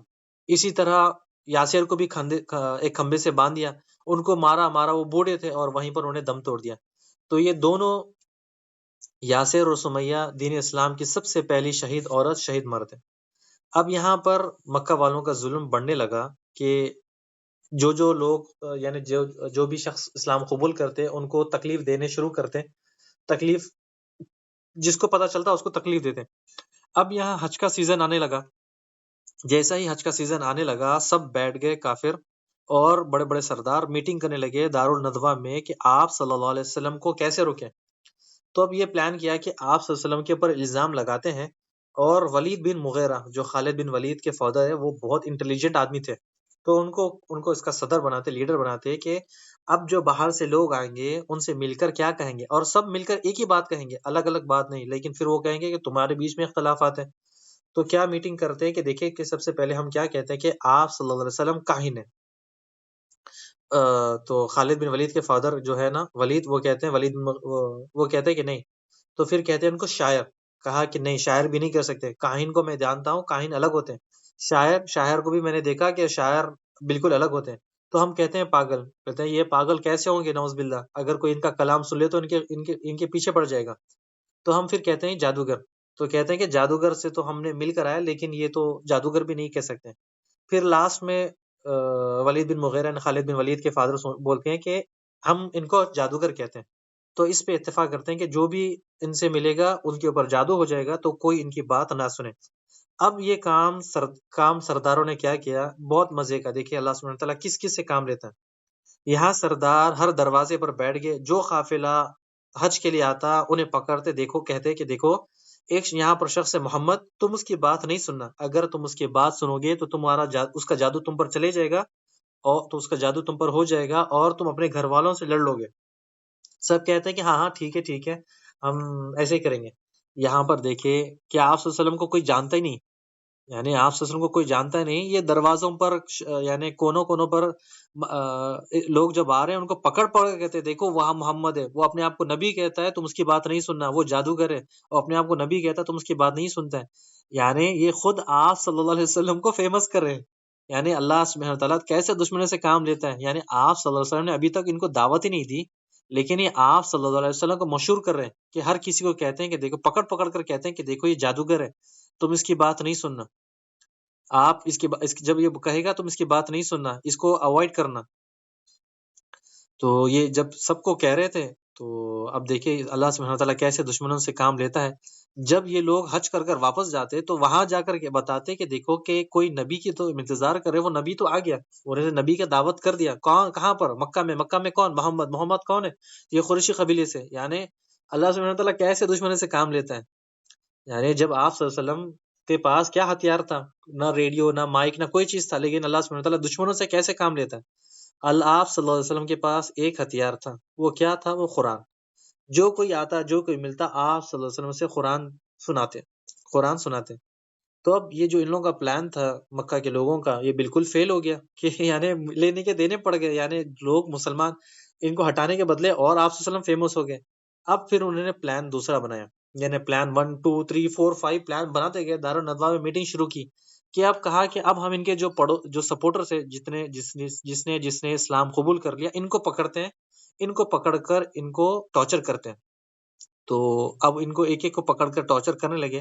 یہاں پر آپ کو بلال رضی اللہ عنہ کا واقعہ آپ سب کو پتا ہوگا کہ کس طرح سے ان کو ٹارچر کیا، کس طرح سے ان کو پکڑ کر امیہ بن خلف نے کتنا ان کو ٹارچر کیا، یہ آپ سب کو پتا ہے. پھر اب ابو بکر رضی اللہ تعالیٰ عنہ نے انہیں 500 درہم میں خرید لیا، 500 درہم میں خرید کے وہیں پر آزاد کر دیا. تو یہ اس واقعہ آپ کو پتا ہے، اگر میں بتاؤں گا تو یہاں پر بہت لیٹ ہو جائیں گے. پھر کعب بن ارد کا واقعہ بھی آپ کو پتا ہے کہ ان کی جو مالکین تھی، ان کو یہ تلواریں لوہے کی بہت زبردست بناتے، لوہے کے تیر یہ بہت زبردست بناتے. تو ان کو کپڑے اتارتے اور انگار پہ لٹا دیتے.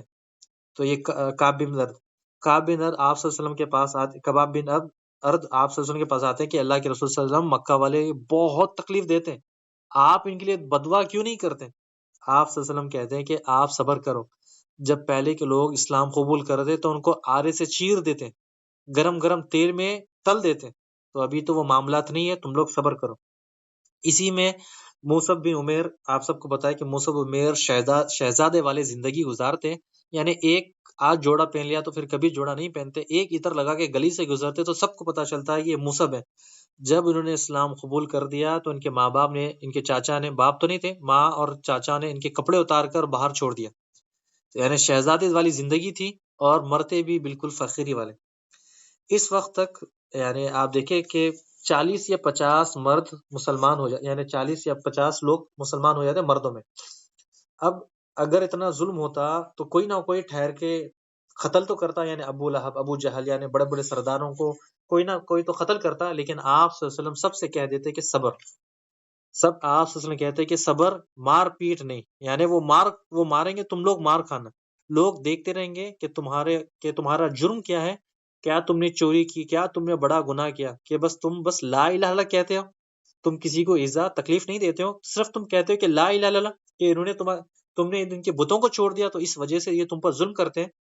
آپ صلی اللہ علیہ وسلم نے کہا کہ مار کھاؤ اور ہاتھ نہیں اٹھانا. جب میں کہوں گا ہاتھ اٹھانے کے لیے تو جب کہنا وہ وقت آئے گا جب میں تمہارے ہاتھ کھول دوں گا، اب تم لوگ بس صبر کرنا، بس صبر کرنا. اسی طرح اور ظلم بڑھتا گیا، یعنی اور ظلم بڑھتا گیا. یعنی جو لوگ مسلمان ہوتے گئے، عثمان رضی اللہ عنہ کے رشتہ داروں نے بھی ان پہ بہت ظلم کیا. اب جیسا ہی بہت زیادہ ظلم ہوا، صحابہ آئے، کہا کہ اے اللہ کے رسول صلی اللہ علیہ وسلم، اب مکہ والوں نے حد پار کر دی. آپ صلی اللہ علیہ وسلم کی عمر 44 تھی. تو اب یہاں پر آ کر کہنے لگے کہ اب ہم کیا کریں. تو آپ صلی اللہ علیہ وسلم نے کہا کہ یا تو رکو، برداشت کرو، یا تو پھر یہاں سے چلے جاؤ. تو سب سے پہلی ہجرت حبشہ، نجاشی کی جو کہتے ہیں بادشاہ، وہاں پر ہوئی، جس میں 12 مرد 4 عورتیں چپکے سے نکل گئی. یعنی بہت ٹارچر ہو رہا تھا تو انہوں نے چپکے سے نکل گئے. اسی طرح پھر اسی کے ساتھ ساتھ 2 سال کے بعد، یعنی جب آپ صلی اللہ علیہ وسلم کی عمر 46 تھی، پھر مکہ والوں کا ٹارچر بہت زیادہ بڑھ گیا. یعنی آپ صلی اللہ علیہ وسلم کے اوپر تو کوئی ہاتھ اٹھا نہیں سکتا، یعنی کوئی اٹھا تو نہیں سکتا، کسی کی ہمت نہیں. کیوں؟ کیونکہ پیچھے بڑے سردار ہیں، ابو طالب چاچا، تو اور چاچا کے ساتھ ان کے رشتہ دار ہیں، تو کوئی ہاتھ تو نہیں اٹھا سکتا. تو اب کیا کریں کہ اب ان کے لوگوں کو نشانہ بنائیں. مکہ والوں کا پلان بی سی ڈی، یعنی آگے ٹارچر کرتے گئے.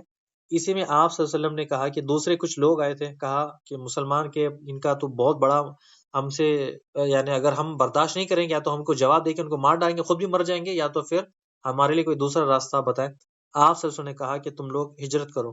کہاں ہجرت کرو، میں نے سنا ہے کہ جو حبشہ کا بادشاہ ہے وہ بہت نیک ہے، بہت اچھا ہے، بہت رحم دل ہے، تم لوگ وہاں پر چلے جاؤ۔ پہلے بھی وہاں پر 12 مرد 4 عورتیں چلی گئی تھی، اب تم لوگ بھی چلے جاؤ۔ اب دوسری بار ہجرت کرتے ہیں 83 مین 18 عورتیں، یعنی پورے 100 لوگ۔ دوسری ہجرت چلی ہو جاتی ہے۔ اب یہاں پر صبح اٹھ کے دیکھتے ہیں کہ میرا غلام، میرا بھائی، میرا رشتہ دار غائب ہے۔ اب یہ سب پتا کرتے ہیں کہ یہ کہاں چلے گئے۔ یہ چپ چاپ رات اور رات پلاننگ کرتے ہیں، کشتی میں بیٹھ کر حبشہ کی طرف نکل جاتے ہیں۔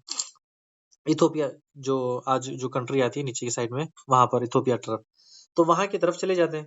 اب سرداروں نے میٹنگ کیا کہ اب پہلے تو ایک چلے گئے تھے، اگر ایسا ہوتے گیا تو سب کے سب چلے جائیں گے، تو پھر ہماری پکڑ میں ہمارے یعنی دین اسلام سب قبول کر کے چلے جائیں گے، تو یہاں پر کون رہے گا؟ اب بڑی میٹنگ ہوئی دارالندوہ میں کہ اب کیا پلان کریں۔ اب انہوں نے کہا کہ جو وہاں پر لوگ گئے ان کو پکڑ کر لانا ہے، یعنی جو لوگ وہاں پر ہم سے بھاگ گئے، فرار ہو گئے، ان کو پکڑ کر لاتے ہیں۔ اب اس کی ذمہ داری دو ذہن شہین لوگوں کو، جو بہت شاطر لوگ تھے، عمار عمر بن عاص اور عبداللہ بن ربیعہ، ان دونوں کو حبشہ کی طرف بھیجتے ہیں کہ آپ جاؤ ان کو جا کر لے کر آؤ۔ اب یہ دونوں، عمر بن عاص، عبداللہ بن ربیعہ، یہ دونوں آتے ہیں۔ سب سے پہلے محل میں آنے سے پہلے بادشاہ کے وزیروں کے پاس جاتے ہیں، تحفے تحفے ان کو دیتے ہیں کہ دیکھو ہم ہماری ہاں میں ہاں ملانا، ایسے ایسے معاملات ہو گیا ہمارے ساتھ، اب تم ہماری مدد کرنا۔ تو بادشاہ آیا، نجاشی آنے کے ساتھ سب بیٹھا، محفل لگی، کہا کہ ہمارے کچھ لوگ ہیں جو بھگوڑے ہیں، یعنی کچھ لوگ بھگوڑے ہیں، ہم سے یہاں سے بھاگ کر آئے گے مکہ سے، یعنی کوئی ہمارا کوئی غلام ہے، کوئی کسی کی بیٹا ہے، کسی کو وہ ہے، فلاں فلاں ہے، سب لوگ بھاگ کر آ گئے، تو آپ ان کو ہمارے حوالے کر دے تاکہ ہم ان کو قید کر کر یہاں سے لے کر جائیں۔ نجاشی نے تو ٹھیک ہے ان کی بات سن لی کہ غلام ہے تو ٹھیک ہے، بھگوڑا ہے تو ٹھیک ہے، کہا کہ ان کو بلاؤ، کون ہے یہ لوگ؟ تو جب نجاشی نے ان کو بلایا، بلا کر کہا، تو جو ان کے لیڈر تھے وہ جعفر رضی اللہ تعالیٰ عنہ، جعفر رضی اللہ عنہ آپ صلی اللہ علیہ وسلم کے چچا، تو یہ سب سارے سامنے آ گئے، تو ان سے بات چیت کی، یہ سارا معاملات ہوا۔ عمر بن عاص بہت شاطر تھے، تو انہوں نے بڑی شاطر انداز سے ان سے پوچھا کہ کیا معاملات ہوا، تو جعفر رضی اللہ عنہ نے جواب دیا کہ یہ ہم پہ ظلم کرتے ہیں، مارتے ہیں، غلاموں کو تکلیف دیتے ہیں، ہم لا الہ الا اللہ کی دعوت سن لی، ان کے بتوں کو نہیں پوچھتے تو یہ ہمیں تکلیف دیتے ہیں، تو آپ ہمیں بتائے کہ ہم کیا کریں، یعنی یہ ہم پر ظلم کرتے ہیں۔ نجاشی نے کہا کہ اگلی میٹنگ کرتے ہیں اگلے دن، یعنی آج کی میٹنگ ختم کریں، کل کریں گے، آج کا ٹائم ختم ہو گیا، یعنی کچھ اور معاملات ہیں۔ دوسرے دن آتے تو عمر بن عاص زبردست پلاننگ کر کے آتے، زبردست پلاننگ کر کے آتے کہ اب ان کو تو میں مکہ، جو مسلمان ہو گئے تھے، ان کو تو میں لے کر جاؤں گا، اور نجاشی کے سامنے تو ان کو برابر ذلیل کر دوں گا۔ اب یہاں پر وہ آ کے سیدھا سب سے پہلے پینترا، یعنی پہلی ٹرکس کرتے ہیں کہ یہ آپ کے عیسیٰ علیہ السلام کے بارے میں کیا کہتا ہے، کیا آپ نے سنا؟ نجاشی نے کہا ہاں، میں عیسائی ہوں، عیسیٰ علیہ السلام کے بارے میں کیا کہتے ہو؟ تو جعفر رضی اللہ تعالیٰ نے سورہ مریم کی آیتیں پڑھی، یہ سارا سب کچھ ہوا، نجاشی رونے لگا۔ تو انشاءاللہ تفصیل میں آپ کو بتائیں گے۔ نجاشی نے کہا کہ یہ بالکل سچ کہہ رہے، اور یہ لوگ مومن ہیں، ان کو تم نہیں لے جا سکتے، اگر یہ اپنی مرضی سے جا رہے تو ٹھیک ہے، ورنہ پھر یہ یہاں سے نہیں جائیں گے۔ اب عمر بن عاص یہ سب واپس آئے، آ کر کہنے لگے کہ آج کا جو فارمولا تھا، یعنی جو ہماری پلاننگ تھی، وہ فیل ہو گئی، ہماری پلاننگ فیل ہو گئی۔ اب مکہ والوں نے پھر پلان سی ڈی پھر آگے بڑھا۔ سب سے پہلے ابو طالب کے پاس گئے، پہلے تو انہیں سمجھایا تھا کہ آپ صلی اللہ علیہ وسلم کے بارے میں دیکھیں، ان کو بتائے، لیکن اب وارننگ کی دیکھے کہ اب بڑا مسئلہ ہو گیا ہے، کہ اب یعنی پانی سر کے اوپر چلا گیا، اب آپ ان سے کہے کہ آپ صلی اللہ علیہ وسلم کو کہ روک دے، یہاں پر رک جائے، ورنہ پھر خون خراب ہو جائے گا۔ تو آپ ابو طالب جو ابو طالب تھے، تو رضی اللہ تعالیٰ نہیں کہہ سکتے کیونکہ وہ کفر پر مرے، تو ابو طالب کہتے ہیں کہ ان کو کہتے ہیں کہ تم چلے جاؤ، اب یہاں سے کچھ نہیں۔ پھر تیسری بار پھر آتے ہیں ابو طالب کے پاس، ابو طالب کے پاس آ کے کہتے ہیں کہ دیکھو ہمارے پاس ایک بڑا پلان ہے، خالد بن ولید کے بھائی ایک ہے، وہ بڑے خوبصورت ہے، بڑے نوجوان ہیں، اور مال بھی کماتے ہیں، تو آپ ان کو لے لے اور رسول اللہ صلی اللہ علیہ وسلم کو ہمارے حوالے کر دے، ہم ان کو قتل کر دیں گے۔ ابو طالب کہتے ہیں کہ تم یہاں سے نکل جاؤ، کہ تم کیا کرتے ہو، یہ تمہارا اتنا اچھا پلان ہے کہ میرے بیٹے کو لے لو گے اور تمہارے اپنے بیٹے کو دے دو گے، یعنی میرا بیٹا تو قتل ہو جائے گا، تمہارا بیٹا تو تم لوگوں کی آنکھوں کے سامنے ہوگا۔ انہوں نے کہا کہ تم یہاں سے نکل جاؤ۔ ابو لہب تو بالکل پیچھے پیچھے تھا ان کے کہ کسی نہ کسی کے آپ صلی اللہ علیہ وسلم کو قتل کرے۔ ابو طالب آ کر آپ صلی اللہ علیہ وسلم کو کہتے ہیں کہ دیکھو مجھے نا مکہ کے جو تمہارے لوگ ہیں، انہوں نے مجھے آ کے آفر دیا کہ تم اس کو ایسا کر دو، ہم آپ کو قتل کرنا چاہتے ہیں، کہ میرے بیٹے، اے میرے محمد صلی اللہ علیہ وسلم، تم یہ چھوڑ دو، رک جاؤ۔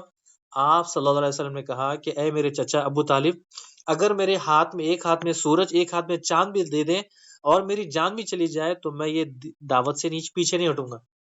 یہ سن کر ابو طالب جوش میں آئے کہ کہا کہ اللہ سبحانہ و تعالیٰ نے تمہیں جو حکم دیا وہ کر بیٹھو، جب تک میں خبر میں نہ چلا جاؤں، جب تک میری جان نہ چلے جائے، میں تمہاری حفاظت کروں گا، یعنی پیچھے سے بیک میں سے آپ کو سپورٹ کے لیے۔ اب اب یہاں پر تھا کہ ابو لہب تو آپ کے بالکل پیچھے پیچھے تھا کہ کس طرح سے موقع دیکھوں، کس طرح سے آپ کو میں تکلیف دوں۔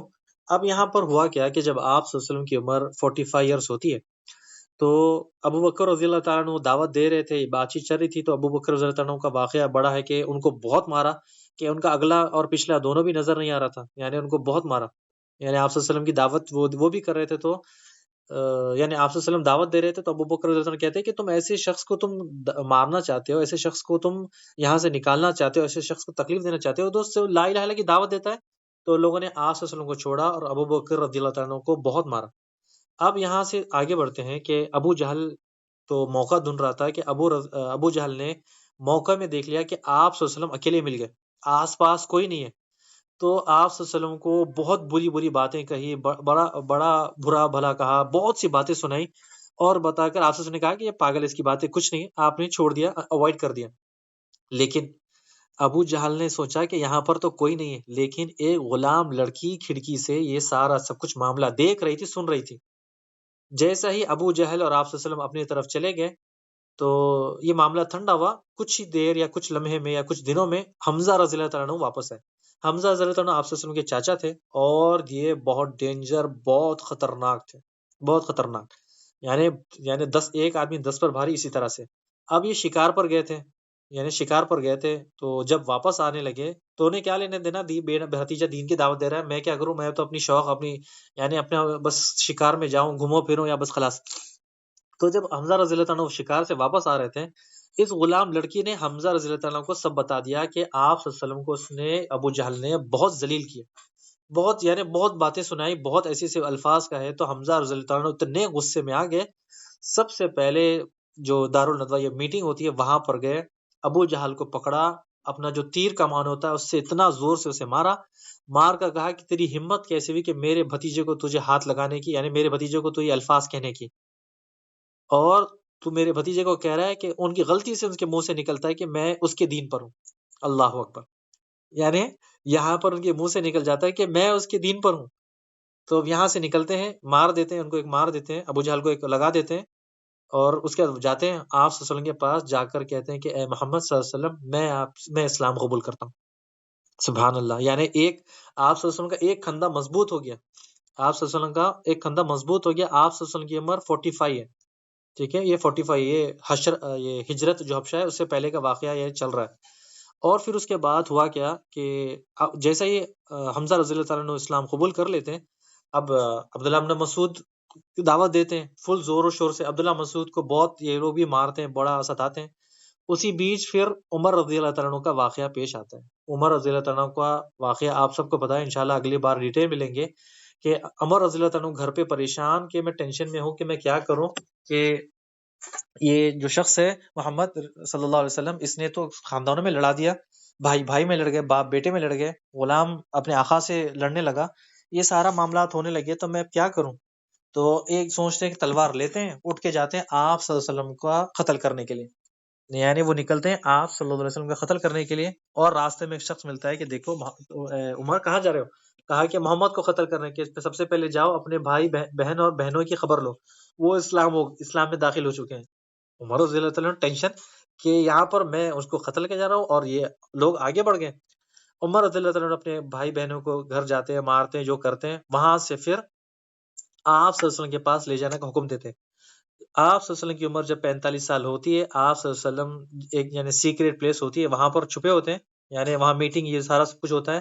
عمر بن خطاب رضی اللہ تعالیٰ جاتے ہیں، عمر بن خطاب رضی اللہ تعالیٰ جاتے ہیں، وہاں پر جا کر آپ صلی اللہ علیہ وسلم کے سامنے قبول کرتے ہیں اسلام۔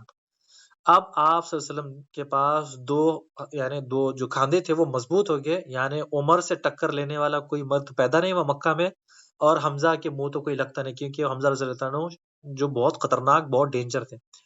اب دیکھا کہ انہوں نے جیسے ہی عمر رضی اللہ تعالیٰ نے اسلام قبول کر دیا، مسلمانوں نے اللہ اکبر کا نعرہ لگایا اور یہ گونج بہت دور دور تک گونج اس کی آواز سنائی دی۔ عمر رضی اللہ تعالیٰ نے اسلام قبول کر لیا۔ سب سے پہلے ابو جہل کے گھر جاتے ہیں، یعنی ابو جہل کے گھر جاتے ہیں کہ ابو جہل کو کہتے ہیں تمہیں معلوم کیا انا اسلمت، میں نے اسلام قبول کر لیا۔ ابو جہل کو کہتے ہیں ہاں انا اسلمت۔ اب پھر اس کے پاس سے نکلتے ہیں، یعنی سب تو چھپ چھپ کے کر رہے تھے، لیکن عمر رضی اللہ تعالیٰ نے بالکل بنداس اب یہاں سے نکلتے ہیں، پتا کرتے ہیں کہ سب سے زیادہ یعنی ہوا اڑانے والا یعنی باتوں کو پھیلانے والا کون شخص ہے، فلاں فلاں شخص ہے۔ اس کے گھر پہ جاتے ہیں، کہتے ہیں کہ کیا تمہیں پتا ہے کہ میں نے اسلام قبول کر لیا؟ عمر تم؟ ہاں ہاں میں نے اسلام قبول کر لیا۔ یہاں سے نکلتے ہیں اور اس کے بعد محفل میں جاتے ہیں، یعنی جہاں پر کافر لوگ بیٹھے ہیں، وہاں جا کر کہتے ہیں کہ میں عمر اسلام قبول کرتا ہوں۔ وہاں پر ان سے جھڑپ ہوتی ہے، لڑائی ہوتی ہے، یہ سب پر بھاری ہوتے ہیں، یعنی خود بھی مار کھاتے ہیں، ان کو بھی مارتے ہیں، آخری میں وہ چھوڑ کر چلے جاتے ہیں۔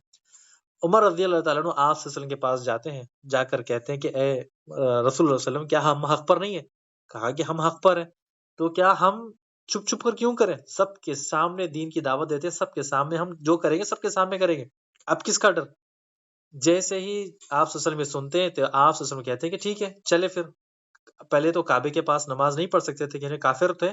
اب طے کرتے ہیں کہ حمزہ رضی اللہ تعالیٰ عنہ رائٹ میں، عمر رضی اللہ تعالیٰ عنہ لیفٹ میں، آپ صلی اللہ علیہ وسلم بیچ میں، اور وہ حرم میں جاتے ہیں، حرم میں جا کر کعبے میں کعبے کے پاس نماز پڑھتے ہیں۔ کافر اب تو کچھ کر نہیں سکتا، کیونکہ اب ان کے پاس دو دو شیر ہے، ایک ہے عمر ایک ہے حمزہ، یعنی اب کافروں کی تو ہمت ٹوٹ گئی۔ یعنی جب انہوں نے دیکھا کہ حمزہ اور عمر ساتھ ہیں، ختم، اب کام ختم ہو گیا ان کا۔ اب انہوں نے پلان بی سی ڈی آگے بڑھاتے گیا، اب ایک اور پلان نکالا، اب ہم کیا کریں؟ کہ اب پہلے تو غلاموں کو مارا، سب ابو طالب کو ڈرایا، اب کیا؟ اب ہم کیا کریں گے؟ اب ہم ان کے ساتھ بائیکاٹ کریں گے۔ بائیکاٹ یعنی بنو ہاشم بنو مطلب کے ساتھ بالکل رشتہ ختم، بالکل رشتہ ختم، نہ کوئی ان کے ساتھ بات کرے گا، نہ کوئی ان کے ساتھ شادی کرے گا، نہ کوئی ان کی ہیلپ کرے گا، نہ ان سے بزنس کرے گا۔ یعنی پوروں نے مل کر مال جمع کیا، آج کے بعد یہ بائیکاٹ ہو جائے گا۔ یعنی بائیکاٹ کے ساتھ کہاں پر ہے؟ یہ ایک جگہ ہے، اس کو جس کا نام کہتے ہیں شبہ ابی طالب، وہاں پر ان کو 3 سال کے لیے قید کر دیا۔ 3 سال کے قید کا مان لے، یعنی ان کو کوئی کچھ کھانے کے لیے پینے کے لیے سارا سب کچھ بالکل ملنے کا چانس ہی نہیں تھا۔ اسی کے ساتھ ساتھ جب آپ صلی اللہ علیہ وسلم کی عمر 49 ایئر ہوتی ہے، بہت بڑا حادثہ پیش آتا ہے۔ ابو طالب جو چچا تھے ان کا انتقال ہوتا ہے، اس کے بعد رمضان میں ختیجہ رضی اللہ تعالیٰ عنہ کا انتقال ہوتا ہے۔ یعنی ایک ساتھ دو صدمے ایک ہی سال میں دو صدمے آپ صلی اللہ علیہ وسلم کو لگتے ہیں، لیکن آپ صلی اللہ علیہ وسلم برداشت کرتے ہیں کیونکہ یہ اللہ کے نبی ہے، سب کرنا ہے۔ پھر آپ صلی اللہ علیہ وسلم کی جب عمر 49 ایئر ہوتی ہے، یعنی 49، تو آپ صلی اللہ علیہ وسلم طیف کی طرف جاتے ہیں ان کو دعوت دینے کے لیے، یعنی مکہ میں تو تھک گئے، اب ان کو دعوت دے دیتے، اب میں جاتا ہوں طیف کی طرف۔ اب وہاں پر جا کر آپ طیف کی طرف دعوت دیتے، لیکن وہاں پر بھی لوگوں نے آپ کو پتھرے مارا، سارا سب کچھ کیا۔ اسی طرح پھر جب وہ واپس آ جاتے ہیں تو آپ کی جب عمر ہوتی ہے 50 سال، جب آپ کی عمر 50 سال ہوتی ہے تو آپ کے پاس کچھ لوگ مدینہ سے آتے ہیں، یثرب، آپ کو پتا ہے یثرب مدینہ کا نام ہے، وہاں سے لوگ آتے ہیں۔ لوگ آ کر جب حج کے لیے آتے ہیں تو جب ان کو پتا چلتا ہے کہ آپ صلی اللہ علیہ وسلم کون ہے، تو وہ آپ صلی اللہ علیہ وسلم سے ملنے کے لیے آتے ہیں، اور آ کر 6 لوگ اسلام قبول کرتے ہیں، اور 6 لوگ آپ صلی اللہ علیہ وسلم کے اسلام قبول کر کر وہ واپس جاتے ہیں۔ اگلے سال جب آتے ہیں، آپ صلی اللہ علیہ وسلم کی عمر 51 سال 51 ایئرس ہوتی ہے، تو آپ اپن کے ساتھ ساتھ 7 لوگوں کو لے کر آتے ہیں، 7 لوگ، یعنی 17 یعنی 13 لوگ۔ اگلی بار جب آتے ہیں تو پہلے سال میں یعنی 50 سال کی عمر میں جب آپ صلی اللہ علیہ وسلم کی تھی، مدینہ سے لوگ آتے، یثرب سے جب 6 لوگ تھے، اگلی بار آتے ہیں 7 کو۔ پھر اس کے بعد جب آپ صلی اللہ علیہ وسلم کا یہ جو معراج کا واقعہ ہے اسی میں پیش آیا، جب آپ صلی اللہ علیہ وسلم کی عمر 51 سال تھی، یعنی 51 تھی، تو آپ صلی اللہ علیہ وسلم کو اسراء والمعراج پر لے کر گیا، جنت جہنم کی سیر، یعنی سارا سب کچھ دکھایا گیا کہ لوگوں کو کس طرح سے عذاب ہوگا، جنت کے کیسے معاملات ہیں، یہ سارا سب کچھ آپ کو بتایا گیا۔ تو اس کے بعد یہاں پر جب اس کو کہتے ہیں عقبہ، یعنی پہلی جو میٹنگ تھی آپ صلی اللہ علیہ وسلم کی 50، جب آپ صلی اللہ علیہ وسلم کی عمر 50 سال تھی، دوسری جب میٹنگ ہوئی تو آپ کی عمر 51 سال تھی، 51 سال تھی، اور اسی بیچ میں آپ کا اسراء والمعراج اس سے پہلے ہو گیا۔ اگلی بار جب وہ تیسری بار آتے ہیں، تیسری بار جب آتے ہیں تو کتنے لوگ اسلام قبول کرتے ہیں، یعنی اسلام قبول کر کے آتے ہیں 75، یعنی 75 لوگ مدینہ سے آتے ہیں اسلام قبول کر کے، وہ بھی چھپ چھپ کر، یعنی کسی کو پتہ نہیں۔ اور یہ جو اسلام کی جو دعوت دیتے ہیں موصب بن زبیر، موصب بن عمیر، یہ وہ شہزادے والی زندگی گزارنے والے موصب بن زبیر، جو پرفیوم لگانے والے، آج ایک پرفیوم لگایا تو گلی میں مہکتی، آج ایک کپڑا پہنتے تو کوئی کپڑا نہیں دوسرا پہنتے، تو یہ سب سے پہلے دین اسلام کے ایمبیسیڈر، ٹھیک ہے، یہ وہاں پر جاتے ہیں، وہاں پر جا کر دعوت دیتے ہیں، اور وہاں سے سعد بن معاذ، ٹھیک ہے، یہ جو ان کا انتقال ہو گیا، تو جو آپ کو بتائیں گے جب ان کا انتقال ہوا تو اللہ کا عرش ہل گیا کہ اللہ سبحانہ تعالیٰ سے ملاقات کرنے آ رہے۔ سعد بن معاذ وہی ہے جنہوں نے جو اللہ سبحانہ تعالیٰ کا فیصلہ جو آسمانوں سے اترا تھا، اس سے پہلے انہیں کہا وہ فیصلہ کیا تھا، کون سا؟